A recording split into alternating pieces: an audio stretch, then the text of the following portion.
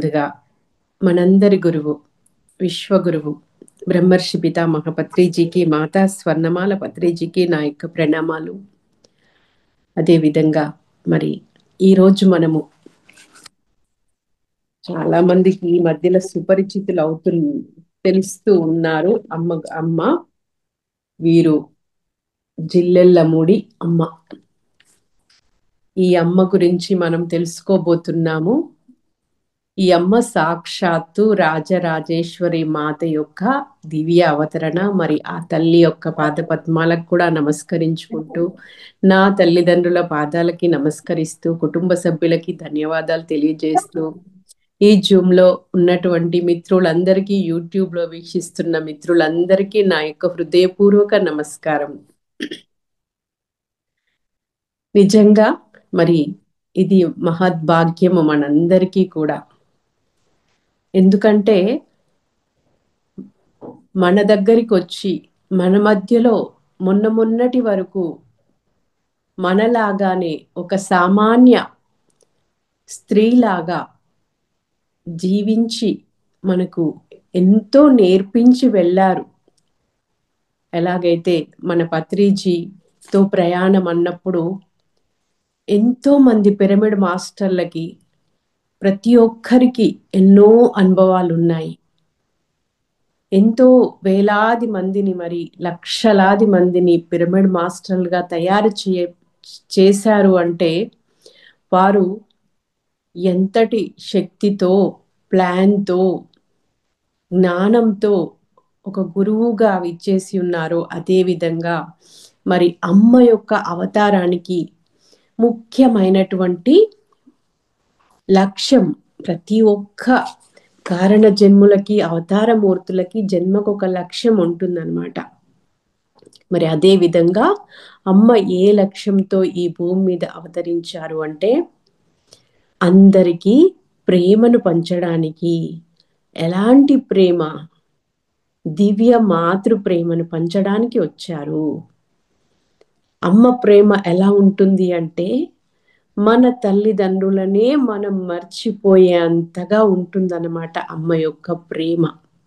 మరి నాకు అమ్మకు ఈ యొక్క బంధం అనేది, అమ్మ మనకి మన అంతరంగంలోనే ఉండి అమ్మ మనతో బంధంలో ఉన్నారు, కానీ మనకి తెలియదు. ఒక 10 years బ్యాక్ అనుకుంటా దాదాపు, అప్పుడు నేను మరి మన ధ్యాన జగత్ పత్రికలో అమ్మ యొక్క ముఖ చిత్రంతో అమ్మ ఆర్టికల్ వస్తుందన్నమాట. అప్పుడు అది చదివినప్పుడే మొట్టమొదటిసారి నాకు ఒక తెలియని ఆ అమ్మ ప్రేమను నేను అనుభూతి చెందాను ఫ్రెండ్స్.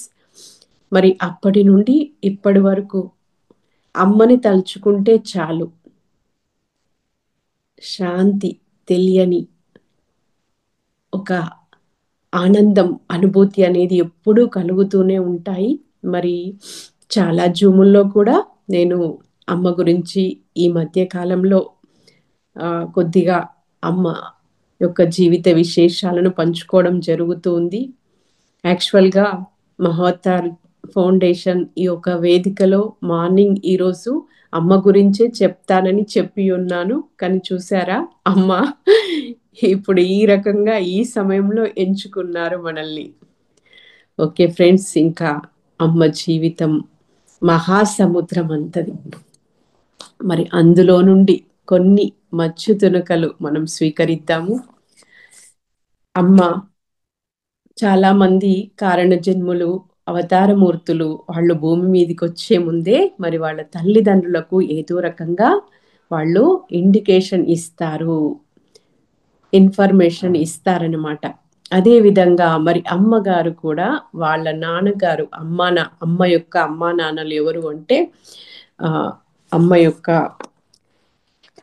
తల్లి పేరు వచ్చేసి రంగమ్మ, తండ్రి గారి పేరు వచ్చేసి సీతాపతి శర్మ గారు అనమాట. వాళ్ళ నాన్నగారికి ఆవిడ జన్మించే ముందే కొంతకాలం ముందు కలలో కనిపిస్తారంట. ఎలాగంటే ఒక దివ్యత్వంతో కూడినటువంటి స్త్రీమూర్తి రూపంలో. అప్పుడు వాళ్ళ నాన్నగారు ఎవరమ్మా నీవు అని అడిగితే, నేను అమ్మను, ఎవరికి అమ్మవమ్మ అంటే నేను అందరికీ అమ్మను అని చెప్పి తన యొక్క ఆ జన్మ రహస్యాన్ని ముందే వాళ్ళ నాన్నగారికి తెలియజేశారనమాట. సో అమ్మ ఎప్పుడు జన్మించారు అంటే 1923 మార్చ్ 28వ తేదీన అమ్మ మరి మన్నవ అనేటువంటి గ్రామము, ఇది గుంటూరు జిల్లా బాపట్లకి దగ్గరలో ఉంటుందన్నమాట. ఆ గ్రామంలో రంగమ్మ మరియు సీతాపతి శర్మ అనేటువంటి బ్రాహ్మణ కుటుంబంలో అమ్మ జన్మ తీసుకోవడం జరిగిందనమాట. సో ఇక్కడ మరి మనకి అమ్మ గురించి కొన్ని విశేషాలు బుక్ నుండి తీసుకుందాం ఫ్రెండ్స్. అష్టసిద్ధులను కైవసం చేసుకున్న కుర్తాలం శ్రీ మౌనానంద స్వామి వారు 1922లో మన్నవ గ్రామంలో కొంతకాలం నివసించారంట.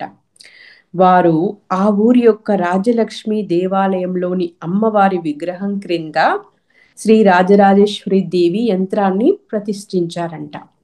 ఆ సమయంలో వారు చెప్పారంట, ఆ మౌనానంద స్వామి వారు ఏమని అంటే, అమ్మవారు ఆ దేవాలయం ధర్మకర్త అయిన వల్లూరి సీతాపతి రంగమ్మ దంపతుల ఇంట్లో త్వరలో అవతరించబోతుంది అనేసి మరి మహానుభావులకి వాళ్ళకి తాడై ఉంటుంది కదండి. వాళ్ళకి జరిగేది జరగబోయేది ముందే తెలుసుకుంటారు కదా. ఆ రకంగా వారు కూడా తెలియజేశారంట. మరి అక్కడ అమ్మ నిజంగానే ఆ యొక్క మహానుభావుడు ఆ భవిష్యవాణి నిజం చేస్తూ అమ్మ అవతరించడం అనేది జరిగింది. వీరిని మనము జన్మించడం అనే కంటే అవతరణ అనేదే సమంజసం అన్నమాట.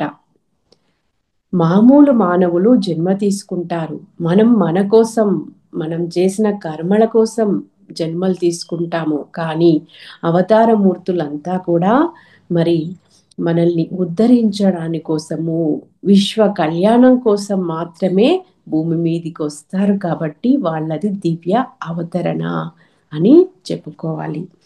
ఇక అమ్మ చిన్నతనం నుండే, పసితనం నుండే మరి ఎన్నో లీలలను ప్రదర్శించారు. కానీ ఎప్పుడు కూడా అమ్మ బయటపడేవారు కాదు. అతి సామాన్యంగా అందరికీ కనిపించేవారనమాట. 2 సంవత్సరాల వయసులోనే అమ్మ ఒకరోజు ఒక చెట్టు కింద కూర్చొని, దానిమ్మ చెట్టు కింద కూర్చొని అర్ధ నిమీలిత నేత్రాలతో ఒక ముద్ర వేసుకొని కూర్చున్నారంట. అంత చిన్న పాప అలా ఉండేసరికి అందరూ అమ్మకి ఏదో అయిపోయింది అని చెప్పి చాలా భయపడ్డారంట. అంటే అమ్మ యొక్క స్థితిని అర్థం చేసుకునే స్థితిలో వాళ్ళ కుటుంబ సభ్యులు లేరు. అమ్మ మనలాగా సాధన చేసి ఆత్మపరంగా ఉన్నత స్థితికి ఎదగడమో, జ్ఞానాన్ని సంపాదించుకోవడమో కాదండి. అమ్మ పుట్టుకతోనే అన్ని అన్ని తను బై బర్త్ తీసుకొని వచ్చేసారనమాట. ఆ యొక్క దైవత్వము, యోగ స్థితి అన్నీ కూడా జన్మతః వచ్చాయి. ఏ సాధన చేసి పొందింది లేదు. అమ్మకి గురువు అంటూ ఎవరూ లేరనమాట. అలాంటి ఒక ఆ దివ్యమూర్తి అమ్మ. అప్పుడు మరి ఇంకా చిన్నప్పుడు అమ్మ అందరిలాగా ఏడ్చేవారు కాదు. ఎక్కువగా ఆహారం కూడా తినేవారు కాదు.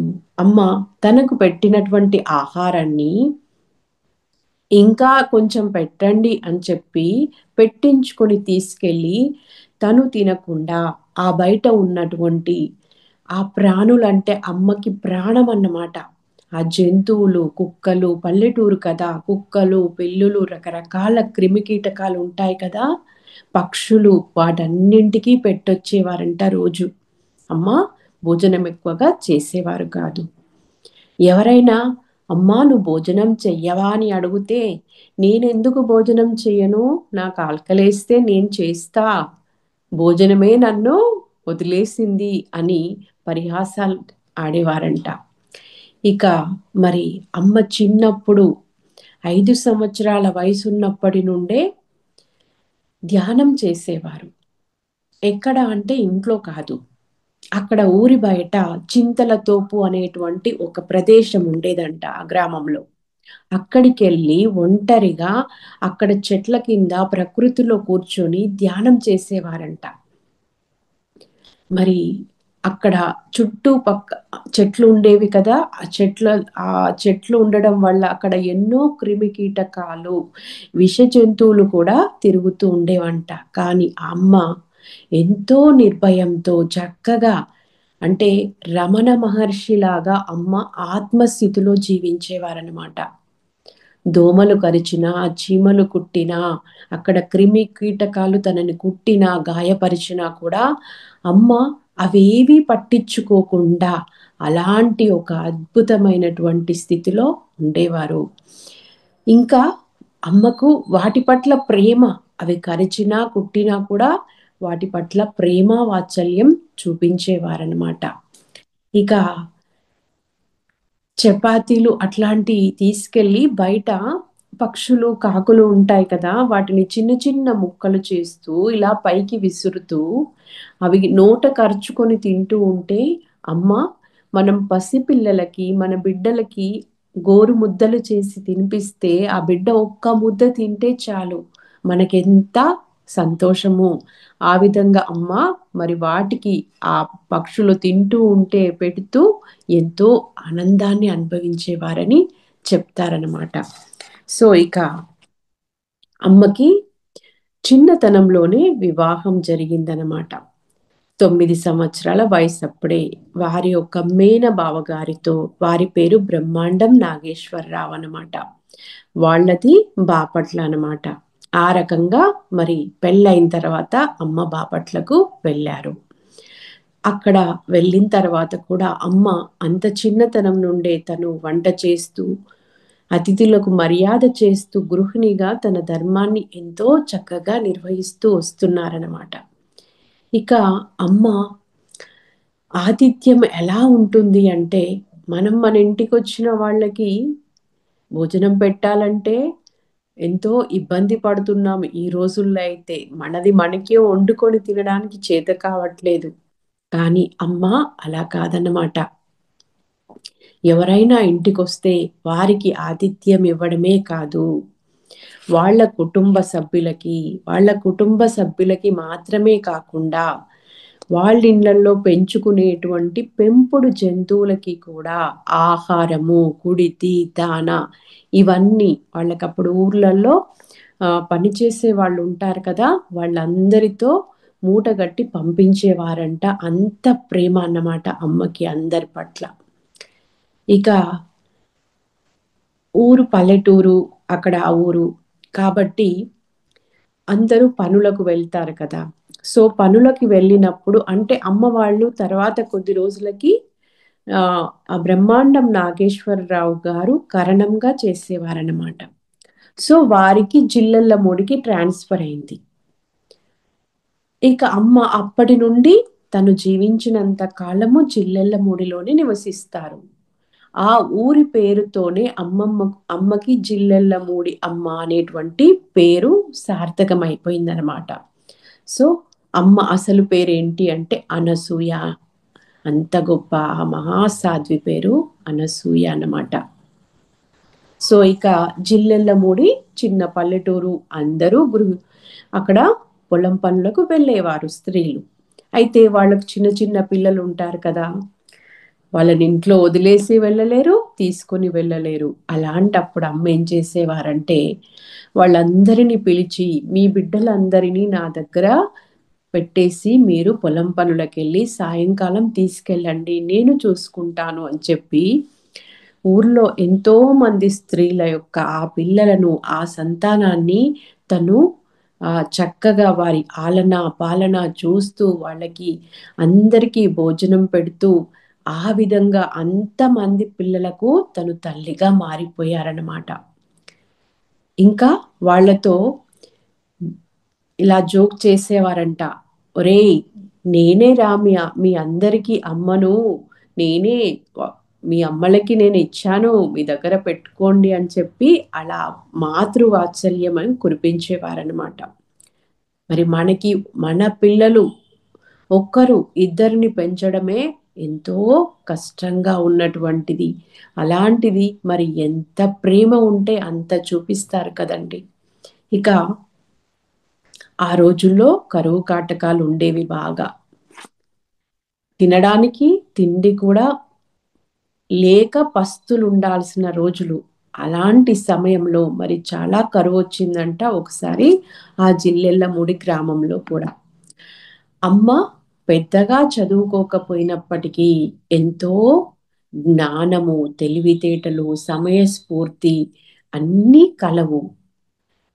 నాకేమీ తెలియదు అంటూనే చిటికలో ఎవరొచ్చి ఏ సమస్య అమ్మతో చెప్పుకున్నా వెంటనే పరిష్కారం చూపించేవారంట. ఆ రకంగా కరువు సమస్యని ఎలా పరిష్కరించారంటే అమ్మ, మీరందరూ అందరినీ ఊరందరినీ పిలిచి అక్కడ మీటింగ్ పెట్టి స్త్రీలందరినీ మీరందరూ మీరు వంట చేసుకునేటప్పుడు ప్రతిరోజు గుప్పెడు గుప్పెడు బియ్యము, పప్పు, ఉప్పు అన్నీ కూడా ఒక పాత్రలో పెట్టండి, నిల్వ చేయండి అని చెప్పి ఆ నెల రోజులు గడిచిన తర్వాత మీరు మీరు ఇళ్లల్లో తీసి పక్కన పెట్టినటువంటి ఆ ఒక ఆహార ధాన్యాలు ఏవైతే ఉన్నాయో అవన్నీ మళ్ళీ ఒక దగ్గర ఒక పెద్ద గాదె ఏర్పాటు చేసి ఆ గాదెలో నింపించేవారంట. ఇక ఎవ్వరికి ఆ రోజు ఆహారం వండుకోవడానికి పదార్థాలు లేవని ఇబ్బంది పడుతున్నారో మీరందరూ నిస్సంకోచంగా వచ్చి ఎంత కావాలంటే అంత ఈ ఆహార ధాన్యాలు తీసుకెళ్ళి చక్కగా వండుకొని తినండి అని చెప్పి ఆ రకంగా మరి అంత కరువులో కూడా అమ్మ ఎవ్వరికీ తినడానికి అయ్యో తిండి లేదే అని బాధపడకుండా చక్కటి పరిష్కారాన్ని సూచించారంటారు. అంటే ఏదైనా ఎంత జటిలమైన సమస్య కానియండి, మనము ఒక్కరము దాని మీద ఫోకస్ చేసి ఎట్లా అంటే కాదు, కొంతమందిని కలిసినప్పుడు అది తప్పకుండా ఆ ఒక అందరి యొక్క గ్రూప్ ఎనర్జీతో మరి చక్కగా ఈజీగా మనం పరిష్కరించుకోగలుగుతాము. అందుకు తార్కాణం మరి మన పిఎస్ఎస్ఎమేనండి. చూడండి ఇప్పుడు మరి ఎంతమంది ఎలాగా ఇంత నిస్వార్థంగా పనిచేస్తున్నారు. మరి దీనివల్ల ఈ యొక్క భూమి మీద ఎన్ని మార్పులు జరుగుతున్నాయి, ఎంత పరివర్తన కలుగుతుంది, ఇదంతా కూడా మరి ఒక సంఘటిత శక్తి వల్ల సాధ్యమవుతుందన్నమాట. ఇక అమ్మ అన్ని జీవుల పట్ల ఎంతో ప్రేమను చూపుతూ ఉండేవారు కాబట్టి అమ్మ యొక్క దివ్యత్వానికి ఆకర్షించబడి మరి అక్కడ ఉన్నటువంటి రకరకాల జంతువులు అంటే ఇప్పుడు పిల్లి కుక్క ఉన్నాయనుకోండి, వాటి మధ్య వర్గభేద వైషమ్యాలు ఉంటాయి, కొట్లాడుకుంటాయి అవి రెండు. ఒకటి కనిపిస్తే ఒకటి ఇది దీన్ని తినాలని చూస్తుంది, అది దానికంటే చిన్న జంతువుని తినాలని చూస్తుంది కదా. కానీ అమ్మ దగ్గర అన్ని జంతువులు కూడా ప్రేమతత్వంతో మిత్రత్వంతో కలిసిమెలిసి జీవించేవి. అక్కడ పిల్లులు ఓంకారం చెప్పేవి అని చెప్తారు. కుక్కలు అమ్మ దగ్గర వచ్చి కూర్చొని ధ్యానం చేసి సమాధి స్థితిలోకి వెళ్ళవటండి. చూడండి మరి ఆ డివైనిటీ ఎలాగా తన చుట్టూ ఉన్నటువంటి వాతావరణాన్ని ప్రభావితం చేస్తుంది, ఆ జీవుల పట్ల జీవులకి కూడా ఆ వైబ్రేషన్స్ ఎలా అందుతాయి, ఇదంతా మనకి అనుభవమేనండి. గురువుగారు మన దగ్గరకు వచ్చినప్పుడు మరి మనమే కాదు ఆ ప్రకృతి కూడా ఎంత ప్లెజెంట్గా ఉండేదో. ఆ జంతువులు సార్ షిరిడీలో ధ్యాన యజ్ఞం చేసినప్పుడు అక్కడ రోజు ఒక కుక్క వచ్చి కూర్చునేదంట. లాస్ట్ రోజు సార్ చెప్పారంట, ఆ కుక్క ఎవరనుకుంటున్నారు, షిరిడి సాయినాథుడే ఆ కుక్క రూపంలో ప్రతిరోజు మన దగ్గరకు వచ్చారు అని చెప్పి. చూడండి మరి ఆ డివైనిటీ ఏదైతే ఉందో, ఆ శక్తి ఆ ఎనర్జీ ఏదైతే ఉందో మరి అందరి మీద అలాంటి ఒక ప్రభావాన్ని చూపిస్తుందన్నమాట. సో ఇక అమ్మ మరి అక్కడ అందరికీ మనకి ముఖ్యంగా మనకి వ్యక్తిగతంగా ప్రతి ఒక్కరికి కావాల్సింది విద్య, ఆరోగ్యము, వైద్యము కదా. సో విద్య కోసము మాతృశ్రీ ఓరియంటల్ కళాశాల స్థాపించారు, స్కూళ్ళు కాలేజీలు అనమాట.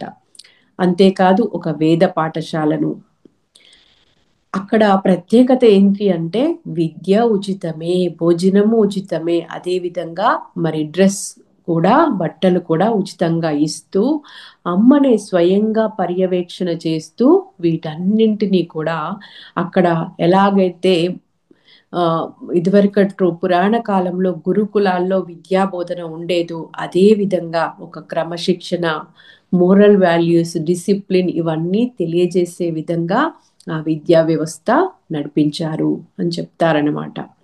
సో మరి ఇప్పుడు ఎలా ఉంది సమాజము? మరి ఇందుకు కారణం ఏమిటి? పిల్లలని తప్పు పట్టడానికి లేదు ఫ్రెండ్స్. పెద్దలుగా మనం మారాలి. మనము ఆత్మజ్ఞానులం కావాలి. ఫస్ట్ మనము సరి అయిన జీవన విధానంలో జీవించినప్పుడు మరి దాని యొక్క ఇన్ఫ్లుయెన్స్ మన కుటుంబం మీద ఉంటుంది. మనం చెప్పే మాటకి శక్తి ఉంటుంది. అప్పుడు పిల్లలు కూడా చక్కగా వాళ్ళకి ధ్యానం నేర్పిస్తూ ఈ యొక్క స్పిరిచువాలిటీ అనేది వాళ్ళు కూడా ఫాలో అయ్యేలా చూస్తే కనుక సమాజము ఎంతో చక్కగా మార్పు చెందుతూ ఉంటుందన్నమాట. ఇక అమ్మ అక్కడ వెళ్ళిన తర్వాత జిల్లెళ్ళమూడిలో ఒక ఇల్లు కట్టారు. ఆ ఇల్లు పేరేంటి అంటే అందరి ఇల్లు అని పేరు పెట్టారనమాట. పేరు పెట్టేసి ఇంకా దాన్ని అందరికీ డెడికేట్ చేశారు. అందరి ఇంట్లోకి ఎవరైనా రావచ్చు, ఎప్పుడైనా రావచ్చు, ఎంతకాలమైనా ఉండొచ్చు అనమాట. అంతా చక్కగా మరి అందరికీ ఆ స్వేచ్ఛనిచ్చారు. సో అలా ఇక అమ్మ యొక్క మంచితనము, ఆ ప్రేమతత్వము, అమ్మ యొక్క దివ్యత్వానికి ఆకర్షించబడుతూ చుట్టుపక్కల గ్రామాలకెళ్ళి ఎంతో మంది అక్కడికి రావడము, అక్కడ నిత్యము కూడా వచ్చిపోయే వాళ్ళ సంఖ్య పెరుగుతూ వచ్చేదంట. అప్పుడు అమ్మ ముందు రోజుల్లో ఒక్కరే వంట చేసి వడ్డించడం చేశారు. కానీ తర్వాత అమ్మకి సహాయంగా ఎంతో మంది స్త్రీలు వచ్చి అమ్మను రిక్వెస్ట్ చేసి అమ్మ మేము కూడా నీకు తోడుంటాము అని చెప్పి అందులో పాల్పంచుకోవడం జరిగిందనమాట. ఇంకా కొంతకాలం తర్వాత ఇంకా జనాలు పెరుగుతూ ఉన్నారు. ఆ ఇల్లు సరిపోవట్లేదు, వంటిల్లు. అందుకని ఇంకొక పెద్ద భవంతిని నిర్మించారంట అక్కడ. సో దానికి అన్నపూర్ణాలయం పెట్టారు పేరు. ఆ అన్నపూర్ణాలయంలో మొట్టమొదటి రోజు వంట చేసేటప్పుడు ఆ గాడి పొయ్యి వెలిగించేటప్పుడు అమ్మ ఒక మాట చెప్పారంట. ఏంటంటే జగన్నాథ రథచక్రాలు కదిలాయి అంటే ఈ భూమి మీద శాంతి యజ్ఞం ఆరంభమైంది, ధర్మచక్రం మొదలైంది అనేసి ఆ రోజు మాట మాట్లాడారు. ఆ వాక్యం చెప్పారంట అమ్మ.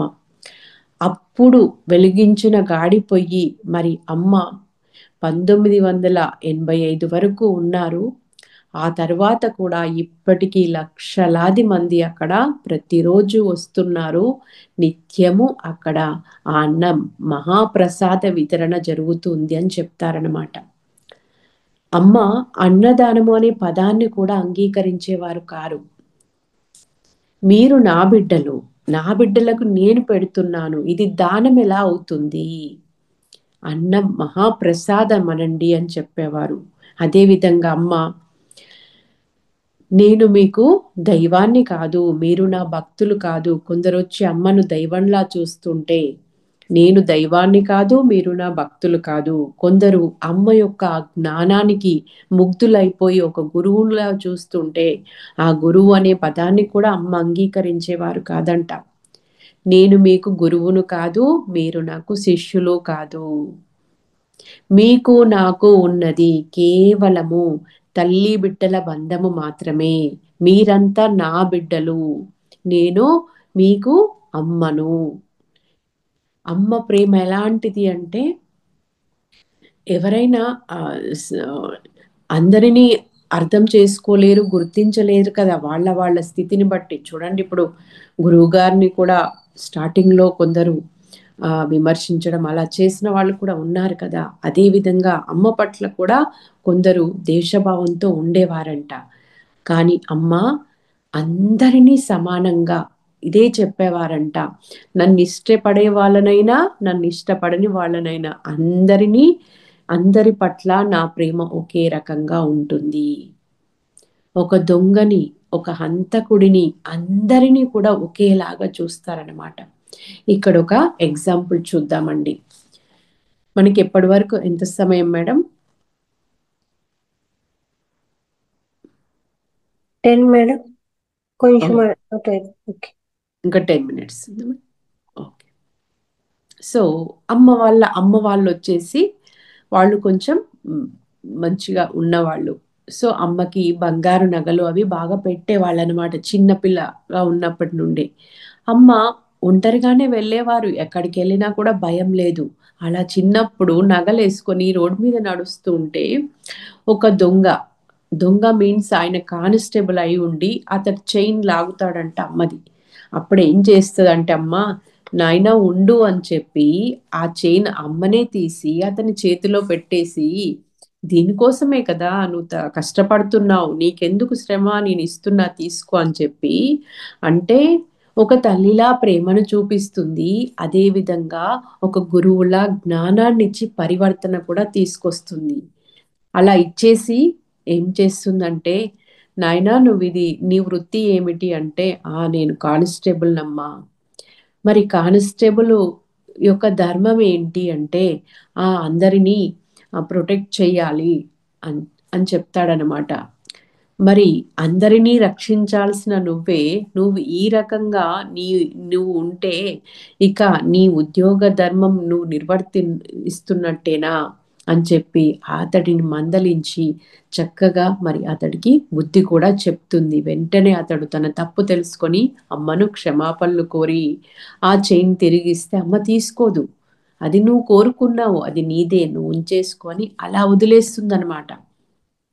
ఎవరైనా బాధల్లో కష్టాల్లో ఉంటే ఆ ఒంటి మీద ఉన్నటువంటి బంగారు గాజులు అలాంటివి కూడా వాళ్ళ చేతిలో పెట్టేసి, మీరు వీటిని డబ్బు చేసుకొని హాయిగా బ్రతకండి అని చెప్పి అంత ఉదారంగా ఇచ్చేసేవారన్నమాట. ఇంకొకసారి వాళ్ళ ఇంట్లో ఒక దొంగతనం జరుగుతుందంట. అప్పుడు నాన్నగారు అంటే బ్రహ్మాండ నాగేశ్వరరావు గారు లేరు ఇంట్లో. వారు వచ్చిన తర్వాత కంప్లైంట్ ఇస్తారు, పోలీసులు వస్తారు. అయితే ఆ దొంగతనం జరిగింది అమ్మ చూస్తుంది. ఆ దొంగకి కూడా తెలుసు అమ్మ చూసింది అని. ఈ కంప్లైంట్ ఇచ్చిన తర్వాత పోలీసులు వస్తారు. ఆ దొంగలు తీసిన వాళ్ళు ఇంట్లోనే ఉంటారు. అప్పుడు ఆ పోలీసులు వచ్చేసి అమ్మ మీరు చూసారా వాళ్ళు ఏమన్నా తీస్తుంటే అంటే, అమ్మ ఏం చెప్తుందంటే, నేను చూడలేదు అని చెప్తుందనమాట. వాళ్ళు వెళ్ళిపోతారు. ఈ దొంగలకు భయమేస్తుంది. ఇక అమ్మ చెప్తుంది మా పని అయిపోతుంది అని. కానీ అమ్మ అలా చూడలేదు అని చెప్పేసరికి ఇంకా వాళ్ళు వెళ్ళిపోతారు. అప్పుడు వాళ్ళు రియలైజేషన్ అయ్యి అమ్మ పాదాలు పట్టుకొని క్షమాపణలు కోరుతారనమాట. అంటే అమ్మ ఎందుకు అలా చెప్పింది అంటే, వాళ్లకు కోర్టు కేసు వేస్తారు, శిక్ష పడుతుంది. కానీ ఏమి లాభము, వాళ్ళలో పరివర్తన రాదు కదా. మళ్ళీ అలాంటి తప్పులు చెయ్యకుండా ఉండరు కదా. ఆ శిక్ష వేసి ఏమి లాభము అని చెప్పి అమ్మ పరివర్తన కోసం చూస్తుంటారనమాట. అంటే ఏ విధంగా పరివర్తన తీసుకొస్తారు? తన ప్రేమ ద్వారా, తన యొక్క మంచితనం ద్వారా. అది అన్నమాట అమ్మ తత్వం అంటే. అందుకే చెప్తారు ఇక్కడ, అహింస పరమో ధర్మ అనే దాంట్లో ఇంకొక వాక్యం కూడా ఉంటుందండి. ధర్మహింస తదైవచ. అహింస పరమో ధర్మ, ధర్మహింస తదైవచ. అంటే అహింస అనేది అన్ని ధర్మాల్లోకెల్లా అత్యుత్తమమైనది. అయితే ఆ ధర్మాన్ని నిలబెట్టడం కోసం చేసే హింస ఇంకా గొప్పది అని చెప్తారన్నమాట. అంటే ఒక మంచి కోసము మనం అక్కడ అబద్ధం చెప్పినా కూడా అది ఎంతో ఉత్తమమైన చర్య అని ఇక్కడ అర్థం చేసుకోవాలన్నమాట. ఇక ఆ విధంగా మరి ఆ అన్నపూర్ణాలయం స్టార్ట్ అయిన తర్వాత ఎక్కడెక్కడ జనాల్లో వస్తూ అక్కడ ఉండి చక్కగా అమ్మిచ్చే అటువంటి అమ్మ ఎక్కువగా ప్రవచనాలు గంటలు గంటలు చెప్పడం అది చెయ్యకుండా, తన యొక్క ఉనికి, తన ప్రెజెన్స్, తన చూపులు, తన స్పర్శతోనే అందరికీ ఆ విధంగా మరి వాళ్ళకి కావాల్సింది అందించేవారన్నమాట. ఇక అలా జరుగుతూ ఉంది. చాలా మంది వస్తూ పోతూ ఉన్నారు. ఇక్కడ అమ్మకి మన గురువు గారికి ఒక గొప్ప సారూప్యం చూద్దామండి. అందరినీ సమానంగా చూడడం. అమ్మకు ఈ కులము, మతము, ధనిక, పేద, ఉన్నవారు, లేనివారు ఇలాంటి భేదభావాలు ఎప్పుడూ లేవన్నమాట. అందుకే అమ్మ చిన్నతనంలో ఒక గుళ్ళ వనిత దగ్గర పెంచబడిందనమాట. ఆ సద్బ్రాహ్మణ కుటుంబంలో జన్మించిన అమ్మ చూడు జీవితాన్ని ఎలా డిజైన్ చేసుకున్నారు అంటే, ఈ కులము అనేది, మతాలు అనేవి మనం సృష్టించుకున్నవే. మన యొక్క ఆ వృత్తి వల్ల ఏర్పడినవి. కానీ భగవంతుడి దృష్టిలో అందరూ అన్నీ సమానమే. ఆ విధంగా చూసేవారు ప్రతి ఒక్కరిని కూడా. ఇక అమ్మ దగ్గర ఒకసారి ప్రవచనం ఇలా చెప్తూ సత్సంగం జరుగుతూ ఉంటే ఒక కుక్క వస్తుందంట. అందరూ దాన్ని చీచి అని ఎల్లగొడుతూ ఉంటే అమ్మ దానిని నా దగ్గరికి పంపించండి అని చెప్తారనమాట. ఆ కుక్క వచ్చేసి అమ్మ కాళ్ళ దగ్గర కూర్చొని ధ్యానంలో కూర్చొని అది అలాగే ప్రాణాలు వదిలేస్తుందంట. అప్పుడు అందరూ ఉండి అయ్యో అది ఎంత అదృష్టవంతురాలు, అమ్మా నీచెంత ప్రాణాలు వదిలేసింది అని చెప్పి, అలాంటి ఒక కుక్క జన్మన్నా మాకు వస్తే బాగుండేది అంటే, మనము ఎప్పుడూ కూడా ఈ జంతువులను కుక్క, గాడిద ఇవన్నీ హీన జన్మలుగా చూస్తాము. కానీ ఏది హీన జన్మ కాదు అని మనకి తెలియజేస్తుంది అమ్మ జీవితం. ఈ రకంగా ప్రతి ఒక్క జీవి కూడా మరి అన్ని జన్మలు ఉత్కృష్టమైనవే. కానీ మానవ జన్మ యొక్క ఆ ప్రత్యేకత ఏంటి అంటే, మనిషి మాధవుడిగా ఎదగడానికి, ఆత్మస్థితి నుండి పరమాత్మ స్థితికి ఎదగడానికి ఈ ఒక జన్మ మనకి మంచి ఆపర్చునిటీ అన్నమాట. సో అమ్మ అది నేర్పించేవారనమాట. ఏ జీవిని కూడా తక్కువగా చూడకూడదు అని చెప్పి. ఇక అమ్మ జీవితంలో జరిగినటువంటి ఒక మహా అద్భుతమైనటువంటి ఘటన. అమ్మకి 50 సంవత్సరాల వయసు వచ్చినప్పుడు మరి అందరూ అమ్మా మీకు చక్కగా స్వర్ణోత్సవాలు మనం వేడుకలు చేసుకుందాము, మీకు ఒక బహుమానం ఇస్తాము, మేము అందరము కలిసి 1,00,000 రూపాయలు బహుమతి ఇస్తాము అంటే, అమ్మ ఏమంటుంది అంటే, నాయనా నాకు డబ్బులు వద్దు, కానీ నాకు ఒక కోరిక ఉంది, తీరుస్తారా? చూడండి, ఆమె అందరికీ అన్ని ఇచ్చేది, అయినా కూడా బిడ్డల్ని ఎలా అడుగుతుంది? అప్పుడు అమ్మ మాట అంటే అందరికీ వేదం. అమ్మ కారణం లేకుండా ఏది చెప్పదు, ఏది అడగదు అనేసి ఓకే అంటారు. అప్పుడు ఏం అడుగుతుందంటే అమ్మ, 1,00,000 మంది ఒకే పందిరి కింద ఒకే సమయంలో భోజనాలు చేస్తూ ఉంటే చూడాలనుంది నాయనా అంటుంది. అంతా పేదవాళ్ళు అక్కడ, వాళ్ళకి ఏ డొనేషన్లు ఇచ్చేవాళ్ళు లేరు.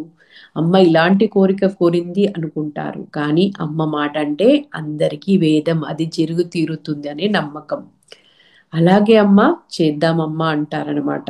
ఇక అప్పటి నుండి అది 1973 సంవత్సరం ఏప్రిల్ మాసం అన్నమాట. సో ఇక పొలాలన్నీ పంట పొలాలు కోసి ఉంటాయి కదా, వాళ్ళు మరి 70 ఎకరాల మాగాణి భూములు అంతా కూడా చదును చేసి, పందిళ్ళు వేసి, చక్కగా మరి 13 గాడి పొయ్యిలు పెట్టి, ఎక్కడెక్కడి నుండో వంట పాత్రలు, వంట వాళ్ళని పిలుచుకొచ్చి ఆ రోజు ఆ వంటల 1,00,000 మంది భోజన సమారాధనకు సిద్ధం చేస్తారన్నమాట. అయితే సాయంత్రం వరకు ఎవరూ రావట్లేదంట. 10,000 మంది వరకే ఉన్నారు. అందరూ ఇదేంటమ్మా ఎవరూ వస్తలేరంటే, మీకెందుకు నాయనా వస్తారు పొద్దున అని చెప్తారు. పొద్దున 10 గంటల వరకు జనాలు కనిపిస్తలేరు, మళ్ళీ వాళ్ళకి ఎక్కడ వంటలన్నీ వృధా అయిపోతాయని బాధ. మీకెందుకురా, నేనున్నా కదా చూసుకుంటానంటారు. ఇక అమ్మ ఎప్పుడు ఆ మాట అన్నారో, ఎలాగంటే చీమల పుట్టల నుండి ఆ బారులుగా చీమలు ఎలాగా దారి పట్టి ప్రయాణం చేస్తాయో అదే విధంగా ఆ పొలాల గట్ల నుండి నడుచుకుంటూ వచ్చేవాళ్ళు, నడుచుకుంటూ సైకిళ్ళ మీద, స్కూటర్ల మీద, కార్లు, బస్సులు, లారీలు, ఇలా జనాలు ఎక్కడి నుండి వస్తున్నారో తెలియదు. ఎందుకంటే ఒక దైవం చేతుల మీదుగా జరుగుతున్నటువంటి గొప్ప శాంతి యజ్ఞం అది, అన్న సమారాధన.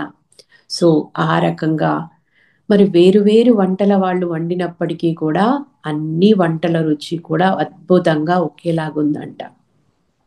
ఇక వాళ్ళ ఇంతమందిని చూసేసరికి మళ్ళీ భయం పట్టుకుంది. 1,00,000 అనుకుంటే ఇంకా జనాలు ఎక్కువొస్తున్నారు అని చెప్పి అమ్మను మళ్ళీ అడుగుతారు.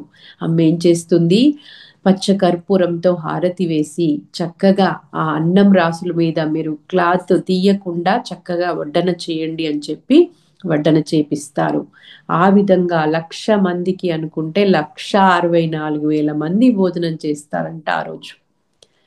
ఇంకా కూడా ఆహార పదార్థాలు మిగిలితే అమ్మ ఏం చెప్తుందట అంటే, ఒరేయ్, భోజనాలంటే కేవలము మనుషులకే కాదురా, మన చుట్టూ ఉన్నటువంటి అన్ని జీవరాశులను కూడా మనం భోజనం పెట్టాలి. వాటికి పెట్టినప్పుడే ప్రకృతి శాంతిస్తుంది అని చెప్పి ఆ మిగిలిన ఆహార పదార్థాలన్నీ అక్కడ ఉన్నటువంటి అన్ని జీవులకు, అదేవిధంగా చెరువుల్లో ఉండేటువంటి చేపలకు, ఆ చూడండి ఆ జలచరాలకు కూడా అందిస్తారనమాట అమ్మ. ఆ విధంగా మరి ఒక గొప్ప శాంతి యజ్ఞం అమ్మ ఆధ్వర్యంలో జరిగిందనమాట. మరి ఈ భోజనానికి శాంతికి సంబంధం ఏంటి అనేది మనం చూద్దామండి. సిద్ధేశ్వరానంద భారతీ స్వామి కుర్తాలం పీఠాధిపతి కూడా అమ్మ దగ్గరికి తరచూ వచ్చేవారంట. ఆయన ఎంతో సాధన చేసిన మహానుభావుడు, అయినా ఆయనకి తృప్తి లేదంట. అప్పుడు అమ్మను, ఇంకా నాకేదన్నా సాధనా మార్గం సూచించమ్మా అంటే అమ్మ అంటుందంట, వెళ్ళి నువ్వు అన్నదానం చెయ్యు, అన్న సమారాధన చెయ్యు అని చెప్తారంట. అమ్మా, నేను జ్ఞానం కోసం వస్తే నువ్వు అక్కడ అన్నదానం చేయమంటున్నావు, దీనికి దానికి సంబంధం ఏంటి అంటే, నాయనా నువ్వు వెళ్ళి ముందు చెయ్యి అని చెప్తారు. సరే, ఆయన వెళ్ళి చక్కగా అక్కడ అన్న సమారాధన చేస్తారు. ఆ తర్వాత అది ఎప్పుడైతే చేశారో ఆయన లోపల అప్పటి వరకు ఉన్నటువంటి అసంతృప్తి, అశాంతి అంతా పోయి ఆయనకి లోపలంతా శాంతి, తృప్తి, ఆ జ్ఞాన దాహం ఏదైతే ఉందో అదంతా తీరిపోయిందంట. అంటే ఈ భోజనం అనేది శరీరానికి ఆకలిని తీరుస్తే, క్షుద్బాధను తీరుస్తే దాని యొక్క తృప్తి ఆత్మకి కలుగుతుంది. అందుకే పత్రిజీ గురువు గారు కూడా మరి ఎక్కడికి వెళ్ళినా కూడా అది ఆ వంట కూడా ఒక యోగీశ్వరుడు, ఒక దైవత్వంలో ఉన్నవాళ్ళు చేసినప్పుడు ఇంకా అదంతా కూడా ఎంతో తృప్తిని కలిగిస్తుంది తిన్న ఆత్మలకి. ఎప్పుడైతే ఆత్మలు తృప్తి చెందుతాయో అక్కడ శాంతి అనేది నెలకొంటుంది. సో అందుకే అమ్మ మరి అలాంటి ఒక గొప్ప యజ్ఞాన్ని తలపెట్టారనమాట. అలాంటి వాళ్ళు ఇప్పుడు ఈ భూమి మీద ఉన్నారు కాబట్టే ఈ ఒక కల్మషంతో నిండినా కూడా ఈ భూమండలం అంతా కూడా మరి ఇప్పటికీ ఇలా నిలిచి ఉంది. సో అందుకే పత్రిజీ ప్రతి ధ్యాన మహాయజ్ఞం చక్రాల్లో మరి 10-11 రోజులు ప్రతిరోజు అన్నదానం చేసి ఎంత శాంతిని ఎంత నెలకొల్పారో కదండి ఈ భూమి మీద. మనం నిజంగా అదృష్టవంతురము, అలాంటి ఒక గొప్ప సొసైటీలో మనం ఉన్నాము. మరి ఇంకా అమ్మగారు ఈ మూఢాచారాలు, మూఢ విశ్వాసాలు వీటన్నింటినీ కూడా ఖండించేవారనమాట. అమ్మకి అక్కడ వచ్చిన వాళ్ళు పూజ చేసుకునేవాళ్ళు. ఒక ఆవిడ పీరియడ్స్ టైంలో వచ్చి బాధపడుతుంటే, అవన్నీ ఏమీ లేవు, నువ్వు హాయిగా చేసుకో, నువ్వే దైవత్వంలో ఉన్నావు ఇప్పుడు అని చెప్పి చక్కగా ఎందుకు చేసుకోవాలి పూజ, ఎందుకు చేసుకోకూడదు కూడా అమ్మ జీవితం మనకి తెలియజేసిందండి. సో అదేవిధంగా అమ్మ భర్త గారు ఆ శరీరాన్ని వదిలేసినప్పుడు కూడా అమ్మ చక్కగా అన్నపూర్ణాలయం వెళ్ళి ఆ అంత్యక్రియలు కార్యక్రమం అయిపోగానే తను ఏ విధంగా అయితే అప్పటి వరకు ఒక ముత్తైదువలాగా ఉన్నారో అదే విధంగా ఉండి అమ్మ చక్కగా మళ్ళీ యాజ్ యూజువల్గా కార్యక్రమాలన్నీ నిర్వహిస్తారనమాట, పత్రిజీ లాగానే. సో ఇంకా అమ్మ చెప్తారు, ఇది నీకు పుట్టుకతోనొచ్చింది, భర్త వల్ల వచ్చింది కాదు. మనం పసుపు కుంకుమ అంటే భర్త ద్వారా వచ్చింది అనుకుంటాము. అమ్మ ఏం చెప్తారంటే దానికి ఒక చక్కటి మాంగళ్యం అంటే, సుమంగళి అంటే ఆ భర్త పట్ల ఎప్పుడైనా మంగళకరమైన ఆలోచనలతోని భావనతో ఉండడమే మాంగళ్యము అని చెప్తారనమాట. అవన్నీ తెలియకుండా మరి మనము గుడ్డిగా ఈ అంటు ముట్టు శుచి మైల ఇవన్నీ కూడా మరి గుడ్డిగా ఆచారాలను మనము వాటి వెంట వాటిని ఆచరించకూడదు. అదేవిధంగా దేనిని తోసిపుచ్చకూడదు. కానీ వాటి యొక్క అర్థాన్ని అంతరార్థాన్ని తెలుసుకొని అవసరమైన దగ్గర మార్పులు చేసుకొని జీవించాలి. ఇది అమ్మ జీవితం మనకి తెలియజేస్తుందన్నమాట.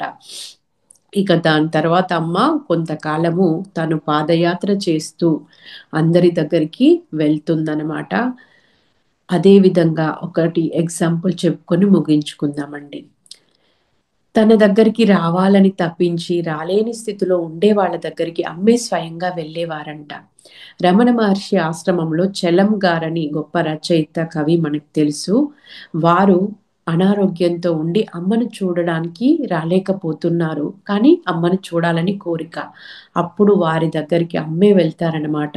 అప్పుడు వారు నీ అమ్మ చక్కగా దగ్గరికి తీసుకొని స్పృశించినప్పుడు, ఆ మాతృవాత్సల్యాన్ని పంచినప్పుడు అతని కళ్ళ వెంట జలజలా నీళ్లు రాలుస్తూ అతను అన్న మాటలు ఏంటి అంటే, నేను దేనికోసమైతే ఇంతకాలము తపిస్తూ ఉన్నానో, ఏ దైవం కోసమైతే ఆ దైవాన్ని ఈరోజు సాక్షాత్కరింపజేసుకున్నాను. ఇది మరి ఆయన యొక్క స్పందన. ఇక అమ్మ స్వయంగా మాట్లాడిన మాటలు విన్నానండి. అమ్మ ఏం చెప్తారంటే, ఈ సృష్టి వేరు, సృష్టికర్త వేరు కాదు. సృష్టియే కర్తయే ఈ సృష్టి రూపంలో తనను తాను ప్రకటించుకున్నాడు అని చెప్పి, దేనిని ఆలోచించినా, దేనిని చూసినా, ఏది మాట్లాడినా, దేనిని స్పర్శించినా అది తప్ప నాకు ఇంకోటి కనిపిస్తలేదు నాన్న అంటారనమాట. అది అంటే దైవము. అంటే అందరిలో అన్నింట్లా ఎప్పుడూ నేను దైవాన్నే చూస్తాను అని చెప్తారు. అందుకే మరి రమణ మహర్షి లాగా ఆత్మస్థితిలో జీవించారు. సాయిబాబా లాగా ఆ వండుతున్న బాండీల్లో కూడా అమ్మ చేయి పెట్టి కలిపి అది ఉడికిందా లేదా అని చూసేవారంట. అంటే అంతా పంచభూతాలు కూడా వారైనటువంటి స్థితి. అదేవిధంగా అమ్మకి 2 మగ సంతానము, ఒక ఆడ పాప. కానీ అమ్మాయి చిన్న వయసులోనే తను శరీరాన్ని వదిలేసినప్పుడు అమ్మ తనకి దివ్యత్వాన్ని దైవత్వాన్ని ప్రసాదించి అక్కడ ఒక గుడి కట్టి ఆ ఆ బిడ్డ రూపంలో మరి అందరికీ అనుగ్రహాన్ని అందిస్తూ వస్తూ ఉన్నారనమాట. సో మరి ఇంకా అమ్మ గురించి ఎంతో చెప్పుకోవచ్చు మనము. అమ్మ జీవిత మహోదధి అని ఒక చక్కటి గ్రంథం వచ్చిందండి. అదేవిధంగా అమ్మ గురించి యూట్యూబ్లో మనకి వందల మనకి వీడియోస్ ఉంటాయి, చూడొచ్చు, ఇంకా వినొచ్చు. అంటే పత్రిజీతో నా ప్రయాణం లాగా మనకి అమ్మ జీవించి ఉన్నప్పుడు వారితో ఉన్న వాళ్ళందరూ వాళ్ళ అనుభవాలు పంచుకుంటారనమాట. రమణ మహర్షి నువ్వెవరు అని క్వశ్చన్ వేస్తారు కదా, దానికి అమ్మ సమాధానం ఇలా చెప్తారు. నువ్వెవరు అనే దానికి నేనైన నేను అని చెప్పి. అమ్మ దగ్గర ఎంతో ఆధ్యాత్మిక కోణం కూడా ఉందండి. అవన్నీ మళ్ళీ ఇంకొక రోజు తెలుసుకుందాము, ఆ అమ్మ జ్ఞానాన్నంతా కూడా. మరి ఈరోజు ఇంత చక్కటి అద్భుతమైన ఆపర్చునిటీ ఇచ్చినందుకు మహావతార్ ఫౌండేషన్ జూమ్ వేదికకి మరొక్కసారి లలిత మేడం గారికి, అందరికీ, ఈ ఆర్గనైజింగ్ టీం అందరికీ ధన్యవాదాలు. అమ్మకి మరి ఒక్కసారి వారి పాదపద్మములకి ప్రణమాంజలి ఘటిస్తూ మనందరి కలయిక కారణమైన మన మైత్రేయ బుద్ధుడు పితామహ పత్రిజీకి మరి ఒక్కసారి ధన్యవాదాలు, ప్రణామాలు తెలియజేసుకుంటూ మీ అందరికీ హృదయపూర్వక నమస్కారము. Thank you.